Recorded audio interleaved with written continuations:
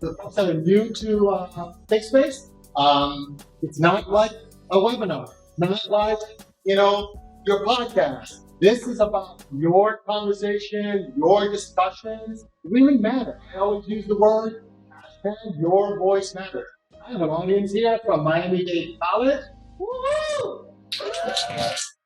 160 people virtually, so thank you for everyone that joined. I want to introduce you to my co-host who has been next to me on all of these. Gabriel. I'm so excited to be here in Miami and so excited to hear your voice. Definitely does that. So as we go through this process, we're going to ask you different discussions. We're going to have teach you going around the room with this camera. You will see that we have a set of cameras set up here. We are in this place called the BIT Center at Miami-Dade. Even the visual of the camera doesn't do it justice. The things that are in here and the way that we're interacting, it is pretty amazing. So it's amazing. Even that is cool. So we are, and so I want to first say thank you to the HOG and the League for Innovation for hosting us. They've been sponsoring us throughout this few ThinkSpaces. I believe there is Sharon, who is the chair for the Alliance, who is around. Sharon, you there? Do you want to maybe say a word and kick off? Yeah, go ahead. Hi, I'm Sherry McEntee, and I'm this year's Alliance Conference Chair. For those of you who aren't familiar with HUG and the Alliance Conference, we represent over 35,000 members across 900 organizations in 37 countries.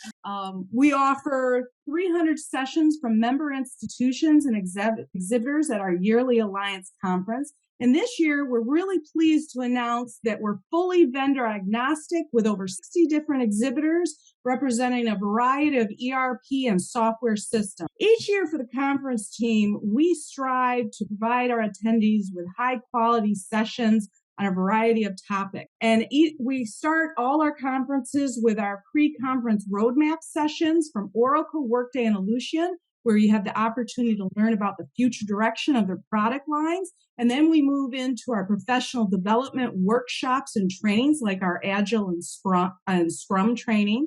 But during the actual conference, in addition to the traditional presentations and panel discussions, we offer moderated informal community discussions, our small stop and share discussions that you can submit topics right there at the conference on. You have the opportunity to meet the experts from Oracle and Workday in a small, intimate setting. We this year are having sandbox hands-on sessions where you can test drive products. And we're really excited to be offering the continuations of these informative and innovative ThinkSpaces at Alliance for the first time.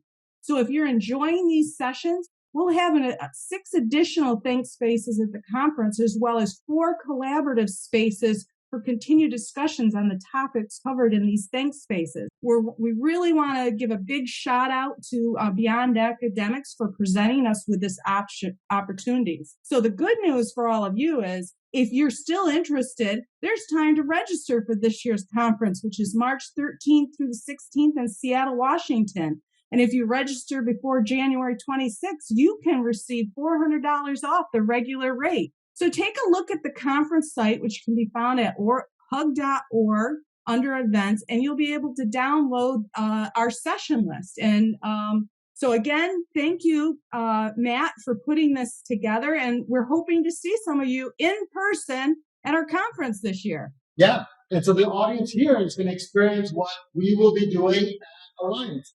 Is interacting just like this, having a very dynamic, collaborative space. So I'm hoping a lot of the Miami-Dade folks will come. If you need approvals or something, just come my way. I'll give you guys some authorization letters that say you have to do this.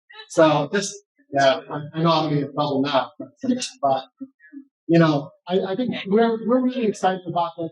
I also want to plug the League for Innovation. They are a true partner to us. They are focused on the community college system. The fact that we're here at Miami-Dade, you're a part of a group that represents them. We believe that community colleges play a huge role in the way that higher ed will transform. And we believe that we should even do a topic specifically on the impact of of community colleges and higher ed. So that could be a topic that we will have also. So we're really excited. Let's start moving forward and having some really good collaborative discussions. Let's start the process. So Gabrielle, do you want to give them a little bit of ground rule in the way that we operate in ThinkSpace? Sure.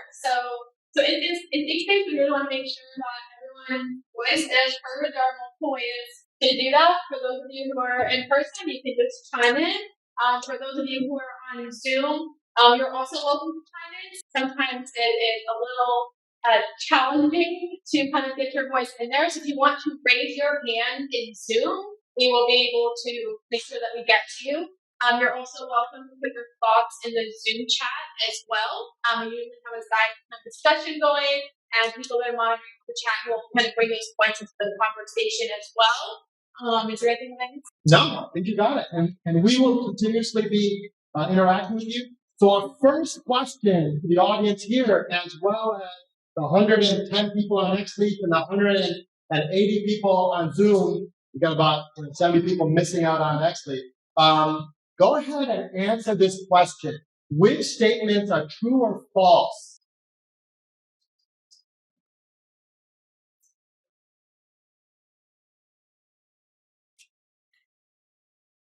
All right. So a lot of votes here. Anybody have any comments on the first one? 3 million more jobs than available workers. Anybody on Zoom can also chime in. So the thing about this topic, all of these questions, they're all true. They're all true. There's a little sneak. I don't want to just put I don't want to put just a bunch of 4 topics and say, these are the points. I wanted you guys to think that it could not be true. They're all true. And it's a really important thing for us to understand. When we think about the Great Resignation, these are the data points that are coming up. When we think about 4 million people quit their jobs each month, not even each year, each month people are quitting jobs. That's what we're going to be talking about. And the Great Resignation happens to be happening for many different factors, which we're going to start to talk about. And then we're eventually going to get to how does that impact campuses? How does that impact you as a worker, as a staff, as a director, as a VP, as a provost? We're going to have those type of conversations. And then we're going to end the conversation here about what does campuses do? Create a culture of service, of care. President Pumarica has one of her SPGs, her strategic priority goal, is a culture of care. And it's not culture of care just specifically for students. It's actually for employees. So when we were having this discussion about the Great Resignation, NBC and President Pumarica is already looking at it, already addressing it. So I just wanted to, I thought it's pretty ironic that we're having this discussion and it's in her strategic goals of creating a culture of care. So I just wanted us to think of that. I love the fact that you guys all participated. Let's move quickly to our next question. So I moved you all to, there's been some shifts in the market that the pandemic has created. So I'd like for you to tell us, how has work changed? Because all of these factors are going to lead us to different discussions. So we've gone through the pandemic. There you go. And in order for us to not have duplicates, I'd like for you all to read what your peers are saying. If you agree with it, go ahead and put here to stay because you're voting up on it. Or, yeah, go ahead and do that. I see a lot of people. So in order to vote up or move that sticky here to stay, go ahead and click on the green dot and drag it down to the response that you want to add it to. And for those of you that may have issues with texting or putting your response in the box, it should say your idea here. Sometimes there's a participant list that comes up on the left-hand side. Go ahead and X that out, and you should be able to see the box where you can put in your response. And of course, be sure to hit post. Some great response. And the first one that came up is no more 9 to 5.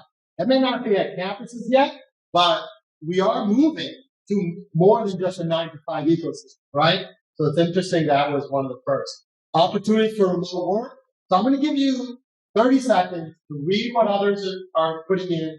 Go ahead and put it. I'm going to give you a little extra here to stay. There's so many good responses. I'm going to give you a little extra stickies, like 20 of them. And then I'm going to vote up and then show you what the response. Anyone in the audience, any comments or thoughts? I love calling people that I know. How about you, Lindsay? What's your thoughts on this? Hi, Matt. My thoughts are similar to what other people are putting in. However, I also feel like I'm doing more work. I'm having to almost more consciously separate myself from work, in whether that's going for a 10-minute walk or consciously taking a lunch break, because I find myself often working through my lunch just because of the work, just sitting here. Yeah, no, it's great. I can tell you I don't separate as well, and so I think this is part of what's happening in our ecosystem. Hey, Christy, I see you moving around, and I know that you probably have an opinion on this. What's your thoughts? Hi. Yeah, I think that, so much has changed, and especially now with everything that's happening, for the thing is, it's everything can be remote now, and it makes, I think, so many more opportunities for students to be in the work life in and of itself, to be able to, especially for those in other countries, third world countries, to be able to now be a part of school, remote work, remote jobs, that's really important, because it's bringing opportunities in a way that didn't exist before, I think, in my opinion. Sounds good. Anyone else? Christine, I know you're out there. What do you think, Christine? I was just writing in chat with Larry about things that I disagree with or am skeptical about that I see here. Would be kind of a fun feature to have, because it seems like there's some people who think that there's lack of cultural opportunities, which I think is true if we're not being intentional, the way Lindsay talked about. But I think that there's interesting ways to build it if you know what you're trying to craft, rather than relying on it happening organically, which is what we often do in in-person spaces. Great point. Great point. So I'm gonna sort really quick so that we can see what took on the top votes. Opportunity to work remotely. This is something that every campus has to think about. No more 9 to 5. And I think, especially in a community college where you're serving so many different types of students, then, no more 9 to 5 makes a lot of sense. Even the mega schools that are really taking on a lot of our enrollments right now, they're somewhat all the way till midnight. And in some cases, they're global, they're 24 hours. So it's something that we're definitely recognizing, and you can see that. Much more telecommuting. This is great. Great. All right. So I know that Christine just talked a little bit about the opportunities. So the next question, and me and Christine didn't plan this at all, but she moved me right into what are the opportunities that is in front of us. So I'm gonna move you all to that really quick. So what are the outcomes that have emerged because of the pandemic? We just talked about how work has changed. So that means if work has changed, what are the outcomes that have emerged in our presence, in the way we work, the way we interact?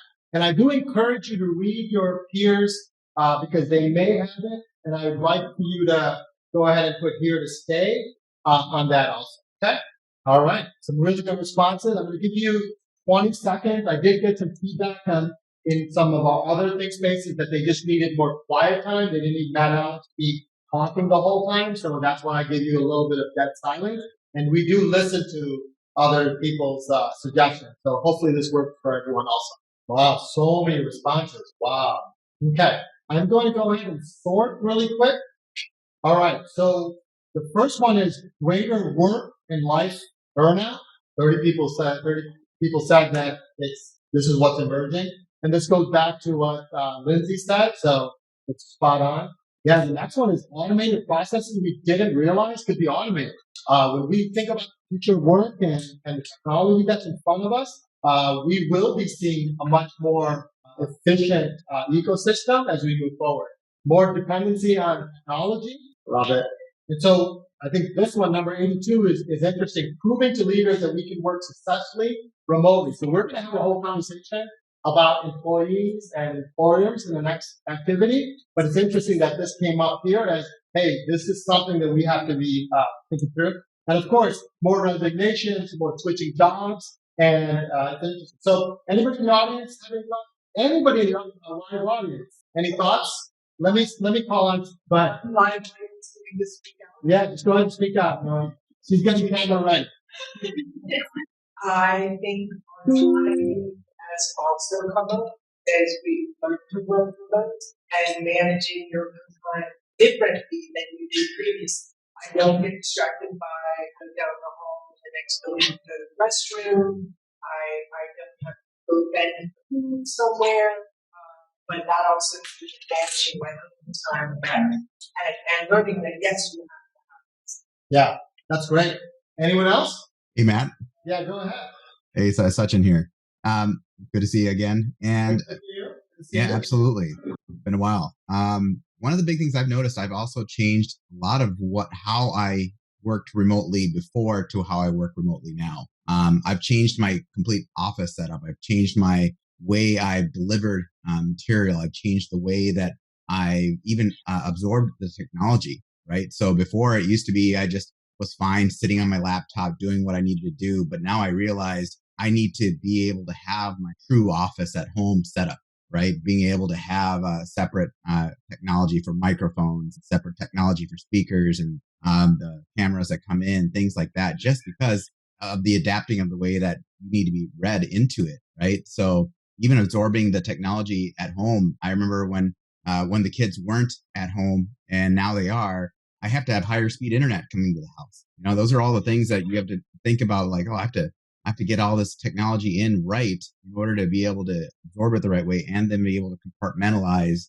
that whole how to take it in, how to take it out type thing, right? Being able to do that work-life balance, because otherwise you get that distraction of not being able to be a part of the other offices and not being able to be a part of that community within your workplace. Because I've been at an employer that the crazy part is I haven't been into the office physically since I've been at the company, which is a really weird thing, right? So it's one of those things that you don't get that interaction with your teammates, interaction with your peers that you would have before. So it's a very different mentality that you now have to kind of be able to absorb that. Well, it's also not, it's understanding the inequalities because while you might be able to get all this new equipment to have this really good experience, there are plenty of people in higher ed at lower paying positions that can't afford that, can't afford the higher internet speed. So it is creating these inequities about how people can interact with people remotely.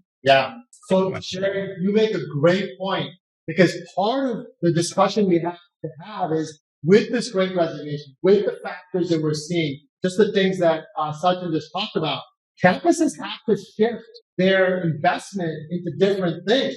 And it may have to invest in audio equipment or internet for their folks on at working from home. I'll be honest, at Beyond Academics, I sent everyone in our group microphones, just the same one that Sachin had, very similar. Because I said, your voice is the biggest part of what our clients are listening to. So you need to play that part. So everyone has microphones, just like Sachin had. I think it's that kind of discussion, but the whole inequity and the ability to do things like that, I think, Sherry, we have to address it. Great point. So I see Michael raise his hand. Yeah. Yeah, thanks. I think it'd be helpful if the employers would acknowledge that the collective post-COVID workforce is we're just starting to form. We're not even, are we storming yet? In our group developments, just acknowledge it and really, I think that'll help get more buy-in and collaboration.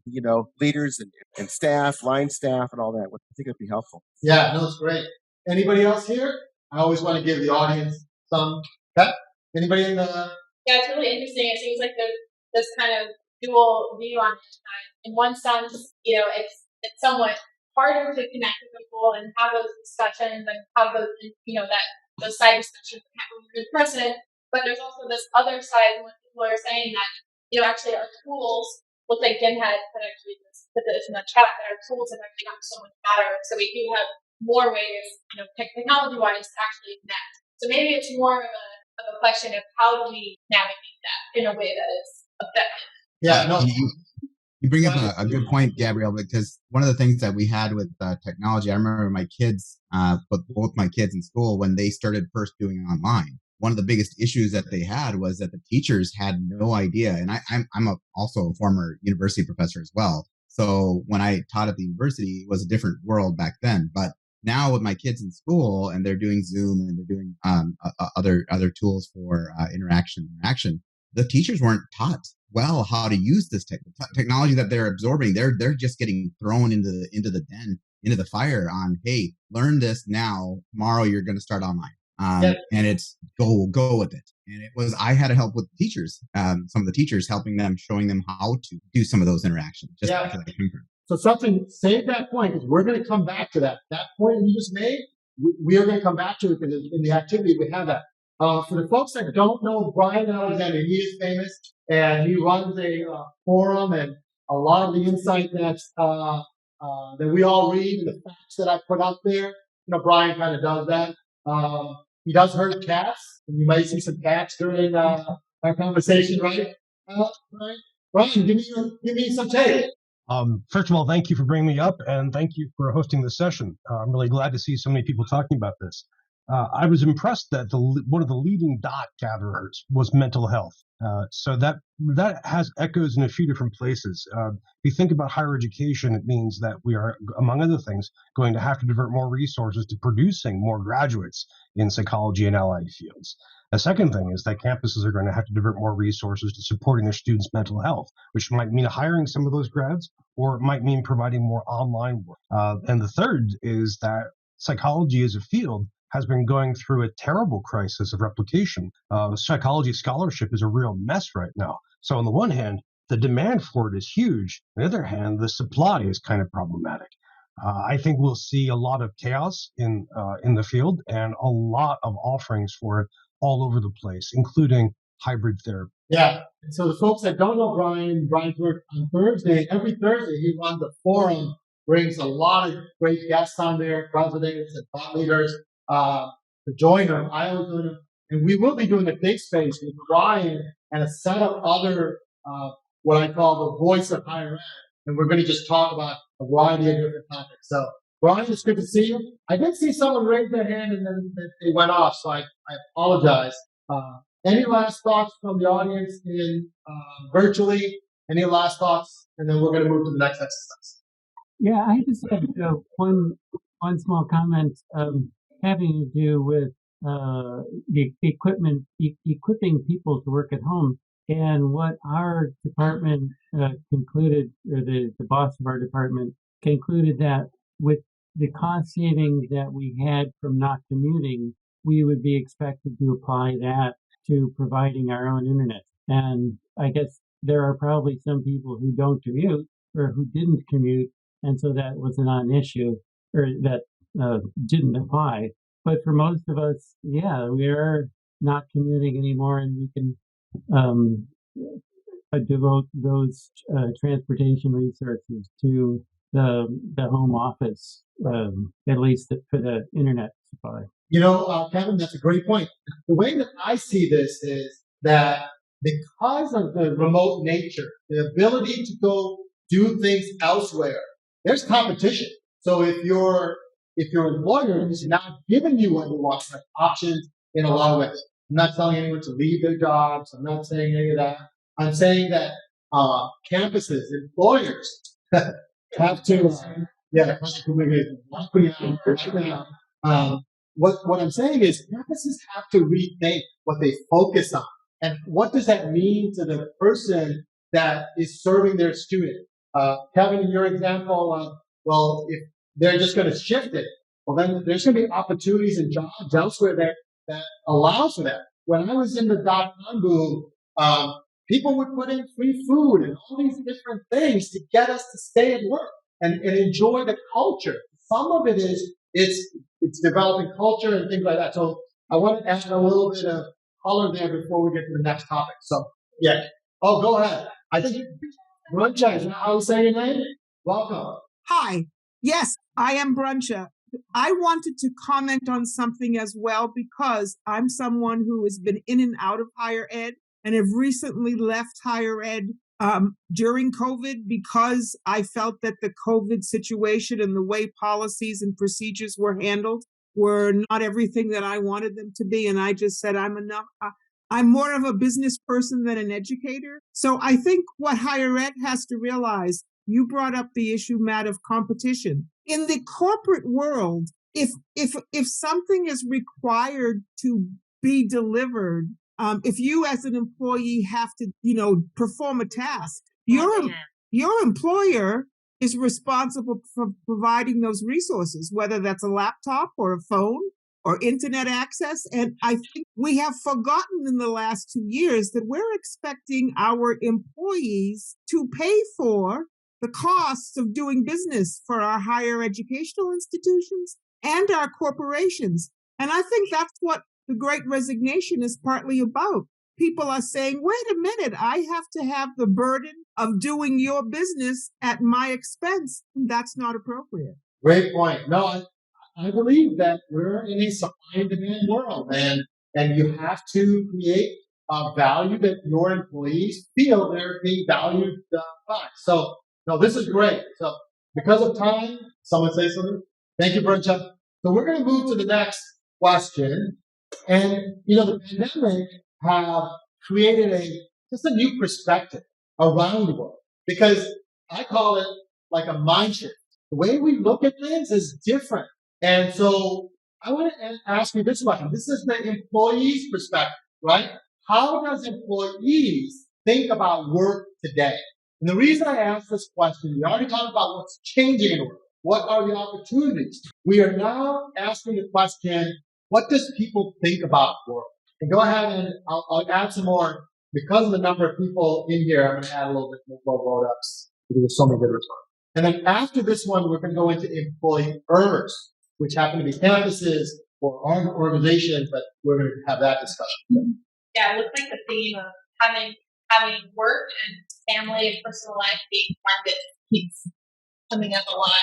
The idea of balance. Number 17 is a pretty cool answer. So the folks that look at number 17, realizing they have power. I worked at a university. I used to feel like I was just one of a cog in the wheel, right? I think we're changing. I think when we think about the student-centric ecosystem, we think about how we serve students, the only way to do that is empowered by the staff that run our campus. And I believe when you have really good people that are attentive to the service of students, they become really powerful in creating retention, enrollment, all those things. Because right now, we sometimes in campuses still focus on the data entry of our world. And I think this is the shift that we have to recognize, that you should be doing more than data entry. We should let the computers do data entry. We should be taking the insight that's being put in by those computers to allow for you to be humans that are empowered by that. So whoever wrote number 17, kudos. Give me a little soapbox to jump on. I think number 64 is really interesting, that most meetings can be accomplished in at least half the time. I was just reading an article where it said that after COVID, they think the average amount of meetings had increased by like 15% in the remote working world. And that's part of efficiency too. I'll be honest. I think someone made the comment. I think it was the number one thing was this fatigue, right? Just screen fatigue. But what happens is when we do a Zoom, we do it for an hour. And then think about it. You need an hour sometimes for the meeting that you're having? I mean, be serious. If we can't capture it in 15 minutes, 20 minutes, especially on a Zoom, it means you're probably not running it as effectively as possible. And that's a really important piece. And we also want you to have a quality of life. When you're sitting on a Zoom all day, or you're in meetings from back to back to back, you still have things to do that have what I call critical thinking, critical reasoning, empathy, all the things your students need. That should be front and center in the way that we think about work. And I think that's going to be a key element of it. So the themes that we're hearing in the market that I see here is that people want meaningful and fulfilling jobs. They don't want to just come in to do something on an assembly line. That has to change. But it will only change if we empower the shift to serve it. Okay? You want to have a different relationship with work. You don't want to feel obligated to go to work. You want work to be a place that feels like a place of community and affinity. And we also want you to value your time. Like I said, let's not have a 1 hour Zoom meeting. We value your time. We want you to go do really amazing things. So, anyone in the audience, any thoughts here? In my opinion of the value of time, there's one figure I want to throw out there. At one point, I did the math for my commute, from where I live to the campus I work at, and the ballpark, back to napkin figure I came up with, that I spent 9 days a year, 9 24-hour days, 9 entire days Wow. from midnight to midnight in my car, sitting there on my way here for all my way. Wouldn't you like those 9 days for a vacation? Yeah. Yeah. So we're going to get to what can campuses do. Remember, we have all this kind of scripted in where we're going to get. So you're going to exactly the discussions we want to start having with campus leaders is to say, let's rethink our work. The problem that we have at most campuses is they're just following the same map that we had when we didn't have computers, when we didn't have Zoom. We have to create a new map. And that map requires us to think about how does our employees work? What do they work on? How do they serve? Those are the most important elements. In order for people to enjoy what they do, we have to serve and feel like we're serving beyond just the work that I do today. Right. What's the chat on the chat point? Christine had brought up saying that meetings and classes are actually really important in certain contexts to maintain that connection virtually. But for other situations such as transfer info, Yep. it may not be as necessary. So that's from session. And then Gail brought up that I'll bring him to share, but he had basically said that there's also the issue of enrollments, right, in a lot of places, and so making sure there are even opportunities for people to work is really important. But I think we're going to get into kind of the impacts of having this turnover and what that actually means for enrollment.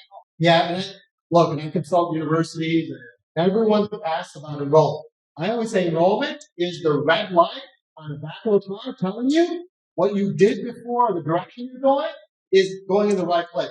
If your enrollment's in red, it means you're not going in the right direction. The reality of it is enrollment, because of the enrollment cliff that's coming, because of the mega schools that are out there, every school is going to have an enrollment drop. Okay? So what we have to do is, how do we create better offerings? How do we rethink what we do? Maybe enrollment isn't the traditional classroom setting anymore. Maybe enrollment is in continuing ed and driving a different discussion about the work and workforce that comes through this process. In the future of work, jobs are going to change. The way that we have folks, retrained and reskilled.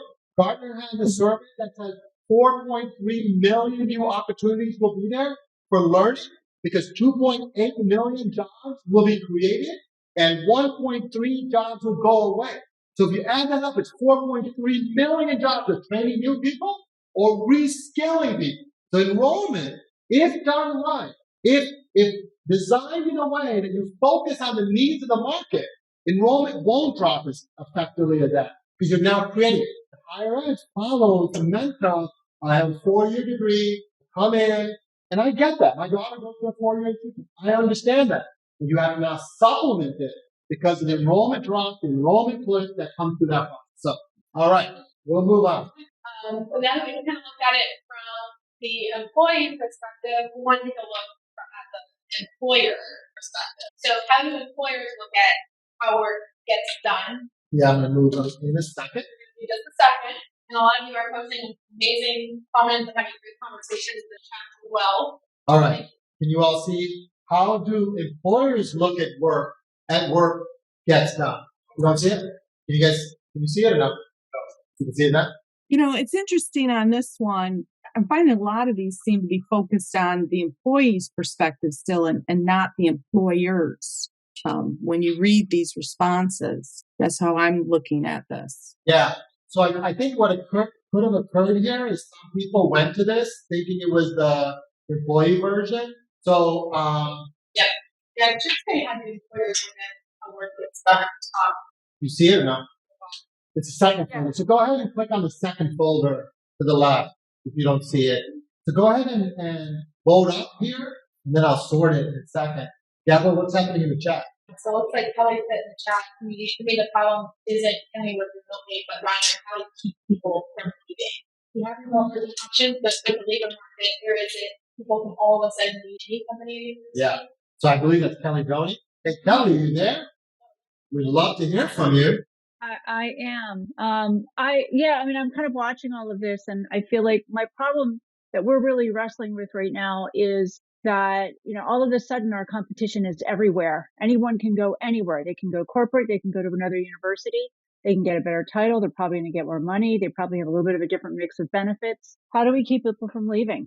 And, I think it's harder where I think we have a great culture where I am, but it's harder to give people a taste of culture when you're working remotely. So there's that adds a challenge. But, the competition for my people has gone from the local Philadelphia area to the entire world.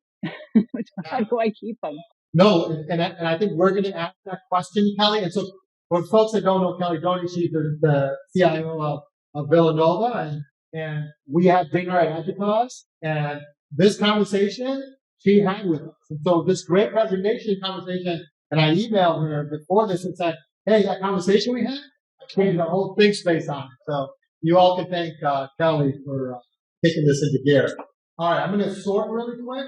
Give you another 30 seconds. Yeah, so in order to vote up again, that number at the top, the 20, that's how many vote ups you have. So if you agree and have consensus with something someone wrote, just go ahead and click that green circular dot and drag it down to the responses. And if you are looking at the screen, you can go ahead and scroll up and down to look at all the responses. And I know I repeat myself because we have people from triple N. All right, so I'm gonna, because to keep on time, because there's a lot of other content to cover, I'm gonna move and sort it really quick. So I think that I want a flexible schedule, like it's really an employee perspective, but employers are recognizing that. So they realize they have power. It's not the most important aspect of life anymore. I think they're coming to that realization. And I think they're, a little bit of, when we went through the pandemic, we got to see people on Zoom and kids coming in and sitting on their laps and their favorite dog, or, you realize everyone's just human. We walk into campuses and we think that's just, the person who changes majors or advises students. And yet they have a whole different world that requires them to be human. And that's part of the culture that, I know at Beyond, we want to be working with campuses that want to foster it's a different culture at a campus. I put in student systems for about 30 years. Said, you know what? I need to do more than put it in a student system. I need to change how people are served. How do we create that culture that a campus is like that I want to work at? And that's something that's really important. So it's been great. Number 4 of underappreciated, meaning I think there is a lot of that, right? I think some of this is because people aren't appreciated because they don't tie to the mission of the campus. They tie to the mission of the office. I gotta manage my financial aid, or I gotta work on HR. We gotta tie the relationship to the mission of the campus, because I think when you have that, I think you'll see it a better driven. If you ever fly Southwest, a different culture, right? People walk in and they're joking and having a good time. That doesn't come from, the gate person. That comes from the top. And that's something that we should all be striving. Any thoughts from the audience? Yes, this is Anita Pay. That was exactly one of the comments that I just made, that employers must learn how to recast vision. It is hard enough to do it while you're on campus to be able to spread that vision, but there has to be a lot more intentionality, even when people are remote. One of the things that we've done is we have gotten way better. We were terrible at onboarding new employees in person. I mean, kind of like crazy, right? But we've gotten way better at onboarding our new employees. And one of the things that we do at the onset of our employees coming on in our division is we make sure that they understand the mission and the vision of our organization. We take them through an onboarding process that is like about an hour or so long. I mean, there's a lot more to it, but just really being intentional about that. Even within our division, we encourage all of our leadership folks to email that new person just to welcome them. So we want to, and back to the question that the other lady was talking about, how do you keep people? I think it's really about creating this culture of understanding the mission and vision, because we can't compete with money. I mean, let's be real. right? But understanding the mission and vision of the organization that you're with and creating a culture where you're concerned about the whole person, right? So I'll stop there. Awesome point. Where are you from? I work at Emory University. Nice. Atlanta. Yep, in Atlanta. Nice. Well, thank you for joining us. Thank you for that feedback. It was great. So I'm just going to any other thoughts from folks. All right. Let's move to the next one. Is the impacts. So we now talked about how work has changed, what has emerged. Then we talk about perspective, what the employee has, what they now know. They're empowered in a lot of different ways. And employers, they understand what's in front of them. So how will the Great Resignation impact campuses? Kelly already kind of hinted to it. She has a hard time keeping employees or even looking for new ones, especially in a market like Philadelphia. So go ahead and instead of doing a vote up on this one, the yellow dots are all vote ups, but I want you to pin the impact of this impact. And just a public announcement, we will have our drawing, 3 $25 spin the wheel. Everyone that's on Xlead right now will be have the ability to go through that. So we will be doing spin the wheel. So wait for that. It's one of the most fun moments for us. We love giving away. Hey Jay, I see that. Hey Meyer, I see you on. Give me some thoughts. Don't you love the way I called you out? Okay. Hi, how you doing? Good to see you, Jay. Good to see you too. I'm not sure where the future's going to go. I've been wrong on almost every forecast I've had for where we're headed. So I think in the long run we'll eventually settle back to where we've been, but I'm not sure how long that'll take and if it will happen, to be honest with you. Yeah, so I'm on the other side. We've been introduced to so many different things, and the pandemic is just one element. We were already going. Uber was showing us what to do. Amazon was showing us what to do. Our movie experience, our learning experience, and this audience has gone through that with me already. So we've gone through the exercise of that. And I remember we already did the first session for our ThinkSpace on what modernization is. So Derek, I don't believe that we'll go back fully. We may go back to elements. I'm still a believer of an in-person interaction is really healthy. I think we'll see it. I think what we do on campus will change, and I think that's what's going to be different. I still think we will have campuses. I just think that how people work and how they interact with their community, their campus, is going to be a lot different. I agree with you a lot there, Matt. I mean, I think the interaction within how the universities interact with their student base has to change, right? The way that all comes around with, you're talking about the Great Resignation here, and one of the big things is the fact that you're losing people and that knowledge that leaves with them. What happens, right? There's no way to retain that knowledge that people when they leave, and if not, and unfortunately, what happens is that they'll get hired back at 4 times the rate to do 25% of the work at whenever they can, right? And so that's the hard part. You're running into that all the time. So we see that happen all the time within institutions. You're seeing it up day in, day out, adapting to the change in how that life balance of being able to take care of the student welfare as part of the whole transition of getting a new student in and all that stuff is all key to being able to retain solid students and I think it's going to be a hybrid model. I don't think it'll ever go back to a truly traditional model, especially with the use of technology and how it can be used to help support growth. I mean, you're using technology right now on those big screens behind you. Remember when it was just used to be chalkboards, right? That's all we had. And we had it. You're not that old. You're talking about chalkboards. I remember having to clean them. That's all I remember. I see a couple hands. I see William and then Larry. Go ahead, William. Thanks, Matt. Welcome. It saves me on the internet. I got 4 kids at home doing school thanks to the pandemic. So I posted in chat, but it was interesting to bring back a comment that you said earlier. Our enrollment is based off of where we were, the choices we made beforehand, right? And now that I'm working for my second university, it was interesting. The reason I left my first one is because leadership said, well, our only focus is to focus on the students and what the students need. So faculty and staff were the were of the greatest importance, and not the people who ran the computer line, not the people who made sure they had internet, not the people who cleaned the classrooms. And all of a sudden the pandemic hit and it said, oh crap, what are we going to do? Well, everybody decided to leave for a better job. They're like, well, you didn't respect us beforehand. And now that you need us, you're just saying we have to. So it's interesting.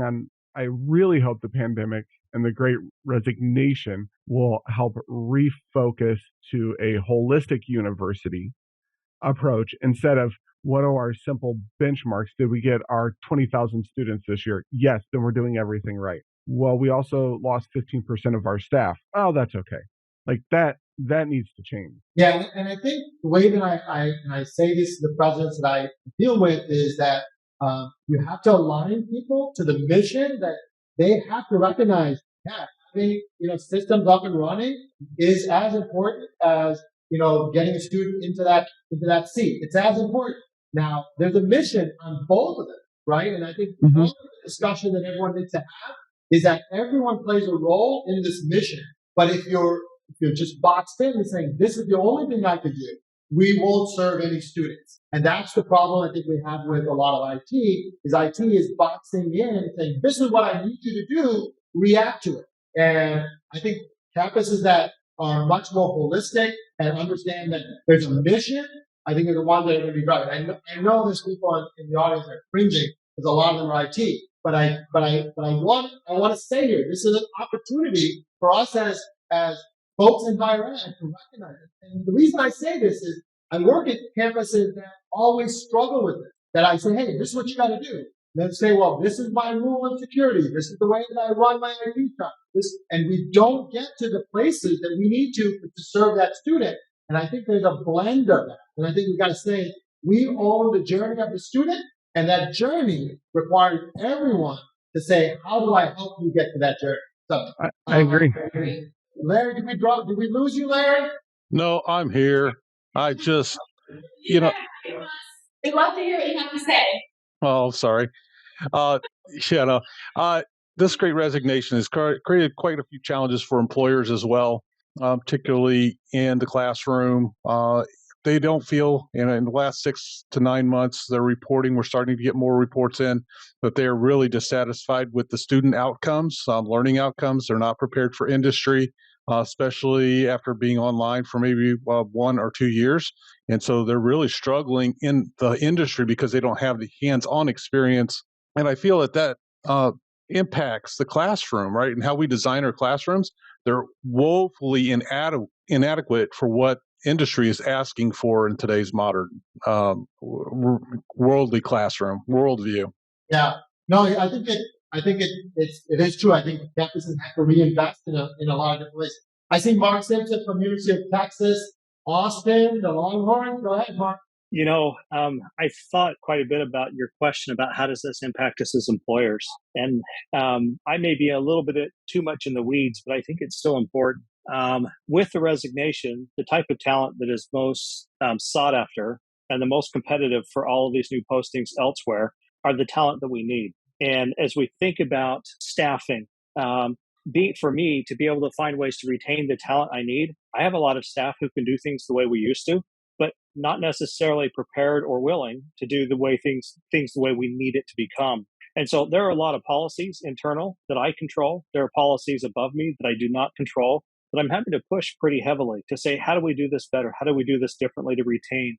To me, it's as much as a problem as it is an opportunity, because as I have departures, it allows me to recreate under a new expectation. When you have a new posting, here's what we expect, the time windows that we want you to work, et cetera. It gives us opportunity and maybe some flexibility to think anew with new expectations as they're onboarded. But the HR side of it, losing good talent and keeping good talent, is tough. No, you make a great point, and I think a lot of it is campuses have to rethink this. I think you have to position it differently, Mark.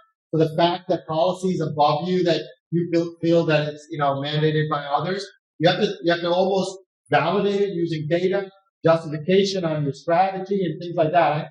I know you do a lot of that already, but I think it's a key element as we move forward. So we got 25 minutes or so before we get to the last 2 questions. And then for the folks that have never been here before, we do post-mingle. We just have conversations. you're willing to stay, so definitely stay afterwards.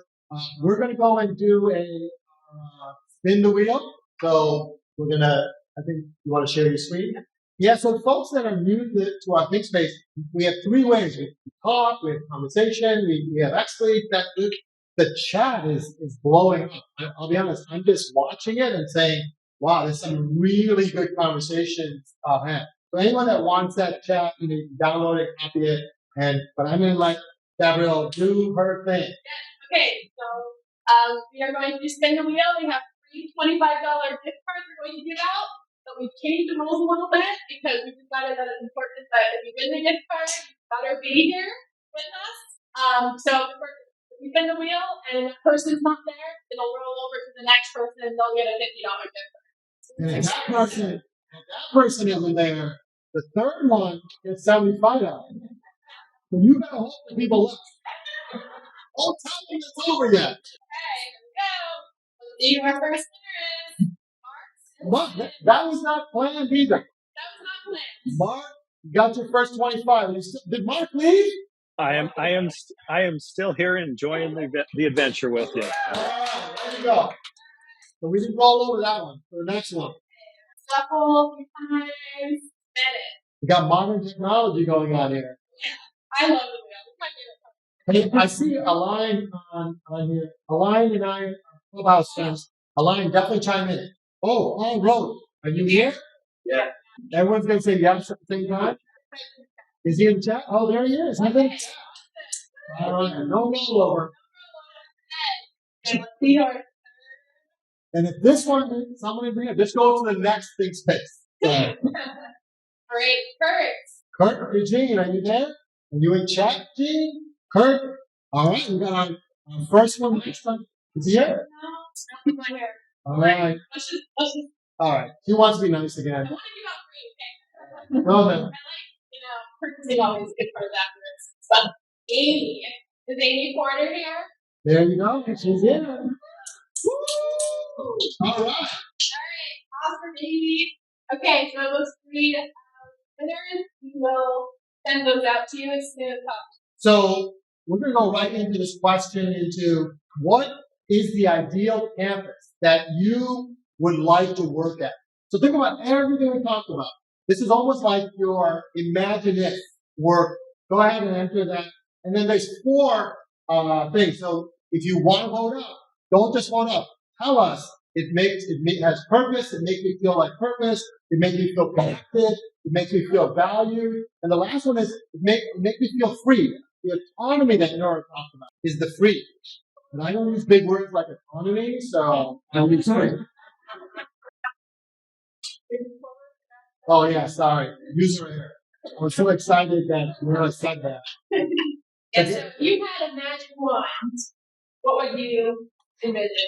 Hybrid working space. Great. Free parking. But free parking should, feel valued. Like, hey, I'm valued and I get free parking. Right? So I'm not telling you to do that. That's what I also say work from the bottom sometimes because sometimes you never get your docs to the bottom. And there's some really good responses. Some people just, take some time to write. This is great. Got a lot of people interacting in this space. It's awesome. Number 18 is really interesting to me, this idea of having no offices, but shared space. I was just reading an article about how some companies are repurposing their offices for more of a breakaway from their home office. So it's more of a space for people to come, hang out. Get away from your kids. Get away from kids? Yes. But yeah, I think having repurposed spaces. And I think there was a discussion that Gabrielle had with me was that in one instance, they had space on campus that was not connected. It had no computers, had no connectivity. It allowed you to go and sit and just think, plan, organize. So it was almost like putting you in a place that gets you undistracted. Because if you think about it, and I know I work with a lot of you on different things, everyone has other things going on, right? And so when she told me about this, I'm like, wow, that'd be kind of cool. It's like a drop, no cell zone. Like on a plane without Wi-Fi. Mm-hmm. Well, it's interesting because we're so connected, but we're also isolated at the same time. Yeah. Slack, Teams and Zoom and all of this, it can be difficult to just unplug and get into the flow of actually getting work done. Right? Yeah, I think this idea too that keeps coming up is this idea of having, health spaces, wellness spaces, and just being in balance. So I'm going to sort in a second. I'm going to sort them by each one so that you all can see a little bit of what each one makes you feel a certain way. If you haven't had the chance yet to cast your votes, please do. She likes to always give 30 seconds of time before I go do something. I just like to go. They give people a chance. So add your vote matters. And if you have been following us on LinkedIn, and if you haven't followed, follow me on LinkedIn, we actually create some graphics off of this and we send them out afterwards in terms of the things that you're doing. Because the thing about ThinkSpace, it isn't us here telling you what you think. These are things that you all are coming to the realization of what it is. So this insight is really your insight. There's tons of people who will say, hey, I did this research and I did this. And I kind of say, I just need to talk to people. And I just need them to put the insight in front of us. And that's an important piece. And so we do create some report outs. So definitely follow us and we'll show it to you. Can I do some sorting? Give it 10 more seconds. All right, 10 more seconds. All right. So I see that Dr. Malou is in the house. Dr. Malou, are you there? Matt here. How are you? Great discussion. Absolutely. Great. So folks that don't know Dr. Malou, she's the provost of MDC. I know you're remote, but I'm glad you're here. So thanks for joining us. Thank you, Matt. Thanks for this opportunity. To all of us. Thanks. All right. So I sorted it by feel free because Nura kind of made us think about that. Shorter work week, 4 days instead of 5. This happens already in consulting a lot of times. The reality of it is in consulting, they say it's 4 days. We work a lot more in the end, I'll be honest. So I think part of this is working on things that give you a quality of life. I think it isn't just the 4 days. It's being able to have flexibility even through the 5 days, right? That's just my take on it. Because a campus can't operate by 4 days. It's a tough thing because your students don't pick 4 days, right? They come on campus all the time. They're different ones. So I think part of this discussion is how do you create that feeling of 4 days? I'm not saying that you can't have 4 days. How do you bridge that where you have the flexibility to work during that time, but quality of life? The 32-hour thing, concept makes total sense to me. Give you 8 hours of others quality time, make that valuable. But when you're there doing 32 hours, make it really high impact, and you're really serving students as you move forward. There are companies, I've been reading articles, there are companies that have been experimenting with this and has been working really well for them. So I see somebody wants to work in the Caribbean, now with remote work, and, we're in Miami. I think it's, yeah, open positions here in Miami. So, flexible classrooms and workspace. So I think number 59 is important. Leadership's message matches the leadership's action and behavior. I think this is really true. I think some of it is you have to be able to speak to what you want out of the campus. And I'm not going to pick on any faculty, but I was in some faculty sessions and they were telling me that, their students are not checked in, they're not putting their camera on, they're all these things, they're saying this to me. Out of the 35, I had 5 people with their cameras. And so they weren't even doing what I would say they should be doing if they're asking their students. And the reality of it is students don't turn on their camera because sometimes they don't want to show what's in the back end. So there's a lot of this type of discussion that we need to have. And I think you have to say, if you're going to lead that way, then you have to lead fully, right? And so I think it's the next step. Is there anybody else that wants to chime in on this? Any thoughts from the audience? I have a question, Matt. I have a question. Are any universities going to using like social audio apps for classes? Distance. So this way, if you're not on Zoom, but you can still have that collaborative discussion without having to be at. Is anybody doing that yet? Is that like Clubhouse, Christy? Yeah, like a Clubhouse type of a thing where you could still have that collaboration discussion like a classroom, but you don't have to visually be seen like on Zoom. Yeah, I know Twitter has it. And this goes back to, I think, Christy, this goes back to There's so many tools out there. Christy and I actually met on Clubhouse, so that's how we know each other. I don't think people have thought past what they do today. So their thought is, let's just go to a Zoom, and if someone is paying attention and looking at me, they're engaged. The reality of it is, in Clubhouse, engagement is doesn't have to have any visual, right? And we build relationships in a lot of different ways. So I think, Christy, the question there is, are leaders thinking about that? Are they thinking about collaborating in different? It's not just even classroom, Christy. I think it's even in workspaces when you're having discussions about policy or you're working with around a student, using a space like Twitter Spaces or Clubhouse or anything like that. I also think, like Slack channel, the channel communication strategies, I don't think they use it here. They use Teams, but it's not the way that we would interact with Slack and Discord and things in marketing. So I see Christine dropping some good stuff in chat. Christine, do you have thoughts? Just short ones. I think some people are experimenting in this area. BJ Fogg taught a class about Clubhouse on Clubhouse for his undergrads last year, which was apparently really interesting. Oh, that's good. What school was that? I think BJ Fogg is at Stanford. It's in California. He's a behavioral scientist. I'll find out and write it in chat.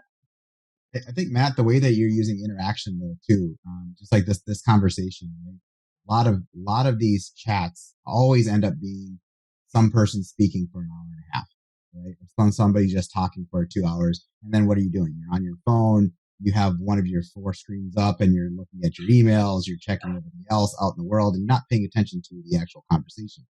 So the fact that you're using interactive communications, I use things like Mural, right? And we throw those things up where we're doing interactive whiteboard, where we're using Post-its, digital Post-its, creating questions and interactions between teams and interactive with our peers and things like that. Plus our organizations that we work with. So this kind of stuff where you're throwing out questions and those types of things, those are huge because it forces people to interact like they were in person, right? Yeah. That's the closest we can get to it right now, as we're not, right? So, I'll be honest. The concept of ThinkSpace is that we want to show how you interact differently. Like I wanted to get away from a webinar presentation. I wanted to get away from a podcast. I really believe that people dialoguing is a much better use of anyone's time than just sitting around and listening to someone talk about something for a long time. So I see Marcus. Go ahead, Marcus. You're on. Oh, hey, thank you. Okay, so I'm having, I guess we're in an awkward time right now, right? Because we haven't quite figured out the whole virtual thing perfectly. And I remember doing a lot of reading prior to the pandemic where there was a big push for object-based learning, where students were actually interacting with something in their hands, right? Or going on a trip and being part of an experience, for example. We haven't quite figured out how to make virtual, meet those kind of like human primitive needs that we all have. So I don't know if there's any other universities kind of figured this out. I know hybrid is a model that should be explored, where you come into a campus for a lab, let's say. But I think one of the hard things we're going to see in the future is kind of how do we keep the connection with the student that was proving to be so successful with object-based learning that now we no longer have that same access to. I think there's going to be a lot of different ways of approaching this, Marcus, and I think there's different, thoughts and concepts. I think everyone has to sit down and say what really should be applied as we move forward. So I see, Christine, you had your hand up. I think you dropped your hand up. Okay. I did. We sort of moved on. I can circle it back, but we can also plow. I know we're sensitive with time. Go ahead and make your point, and I'll transition everyone to the last question. I think it can tie the last two things together quite well, which is that it's more about a return to what best practices are for teaching and learning if we're thinking about how to pull students into a virtual space, rather than is it on a Zoom call or is it in a lecture hall? These ideas of really trying to get people even to interact with physical objects that exist in their home can still be really valuable and done virtually, even if it's not in a classroom. One of the things that I found by talking to faculty, they think that people were paying attention when we were physically together and they don't pay attention on Zoom. And I think it's actually a misprediction. I think it's just making it more obvious that people might not have been paying attention to when you were lecturing in the first place. And that's why creating these experiences like Matt has crafted here are so important. not just for us to feel like we're involved in the conversation collaboratively with colleagues, but for students inside of the classroom. I know we're short on time. I'm gonna move really quickly. What do campuses need to do now, right? Let's think about that. And there's 3 elements. What do they do around culture? And then we're gonna ask, what do they do around retention? We just talked about losing really good people. Kelly talked about that. And then professional growth. I think part of any campus to do really well is how do we develop who we have, as opposed to trying to find other people. How do we develop the gems in the world we have? So on the board docs, I put these 5 leads. Who leads it? So P-suite is the chancellor, president, provost level. That's who that P-suite is. The C-suite is CIO, CFO, CXO, CMO. The D-suite are the directors, deans of the campus who run offices and colleges of it. O-suite is people who are on the ground, operational suite. These are people that do day-to-day, every day that they're running. And then there's this technology lid, like you need to be led by technology in a lot of it. So go ahead and do that, and while you vote up, and then we're going to move really quickly to the other 2. I apologize. I like to keep things as quickly as succinct. 90 minutes goes so fast. 90 minutes goes that fast. Some really good thoughts here.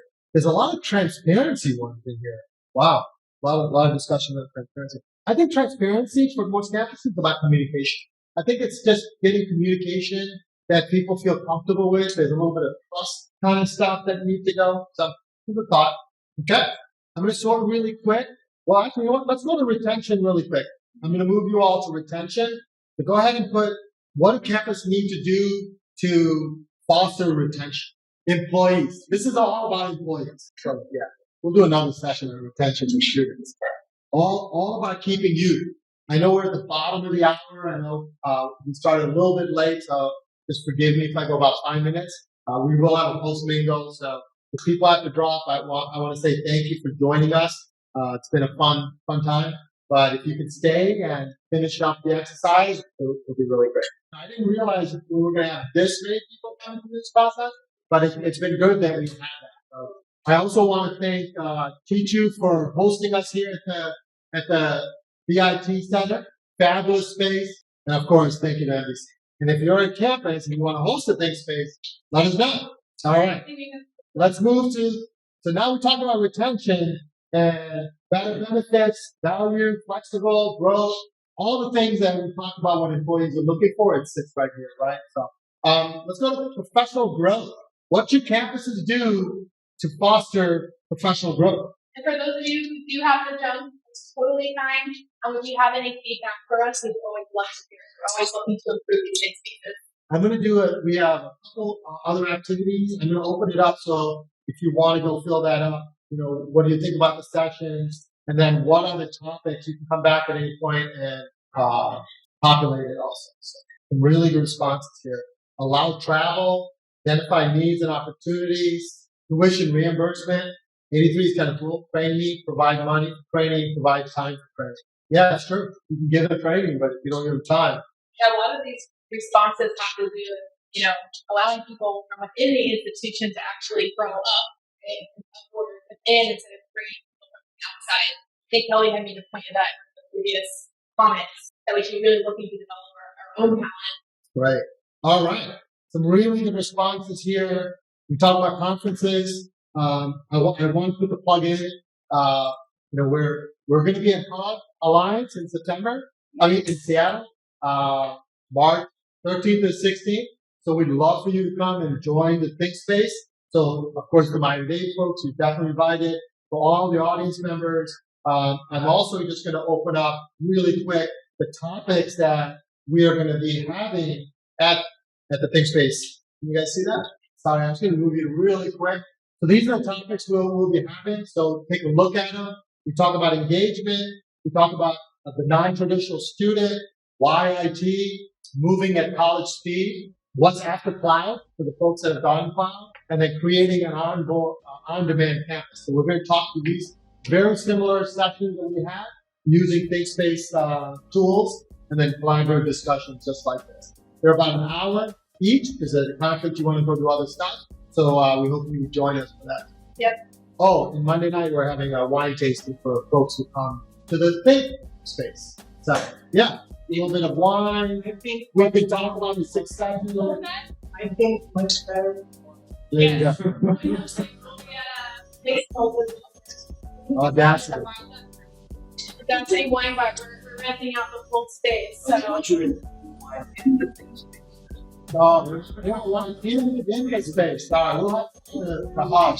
Yeah, we'll have the hog and see if they're willing to let us put wine inside of our ThinkSpace. Well, we're 5 minutes past, but I want to first say one, thank you NBC, thank you Techu, thank you everyone here. There's some refreshments, cookies, coffee for the folks here.